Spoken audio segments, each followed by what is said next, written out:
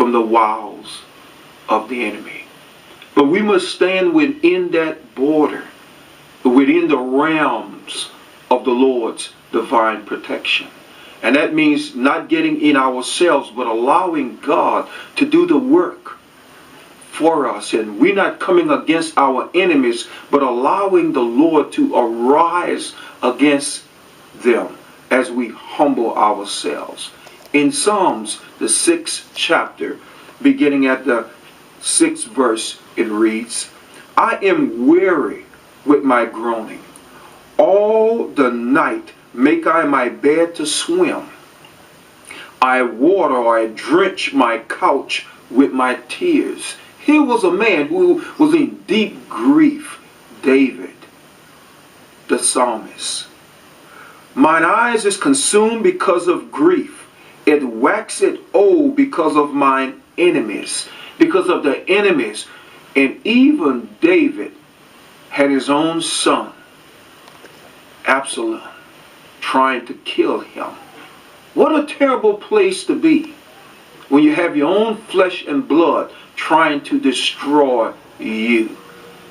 And David is writing, so he is going into as deep at despair as one can be when your own flesh and blood has now become your enemy and your gravest of enemy.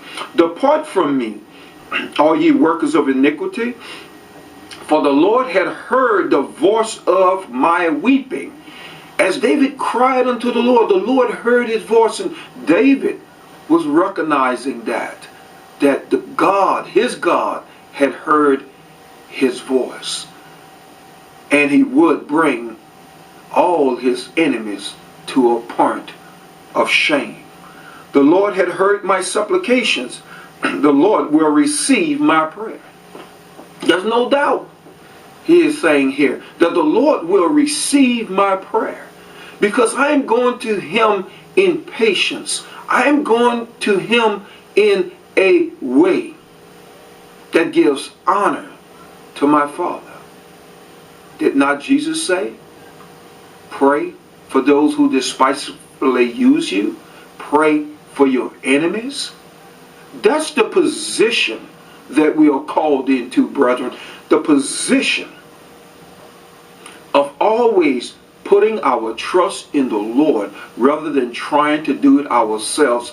And he ultimately will get the job done better than you and I ever could. Because many times when we rise up against our enemies, it makes our enemy rise up even a little higher.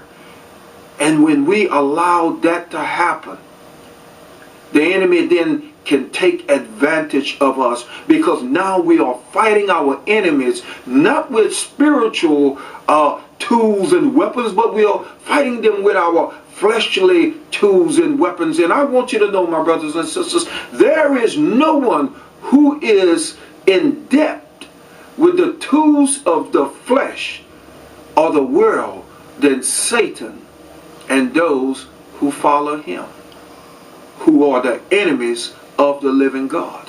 So we have to allow ourselves in the name of Jesus Christ to come to a place of humbling ourselves and saying to ourselves, I am no longer going to fight this fight myself, but rather I'm going to allow the Lord to bring my enemies to derision. I am going to allow him to ward off those who are trying to destroy me. And if you are a born again believer, believe this: you have enemies, even enemies you know not about, but you have enemies. It's just a natural occurrence once you become a child of the living God. Everybody is not going to like you. Everybody is not going to care for you because of where you stand and what you believe. Look at the 10th verse. Let all mine enemies be ashamed and sore vexed are greatly troubled. Let them return and be ashamed suddenly. Let sudden shame come upon them. And that's what our Father is capable of doing. We cannot do that in our own strength. We only simply cause our enemy to get angry and to rise up and to try different techniques. But I want you to know, when you humble yourself under the mighty hand of God, the Father then began to work against your enemy, ultimately bringing them to utter shame. Yes, He will, because you are His child. Be encouraged today and know that your Father stands with you.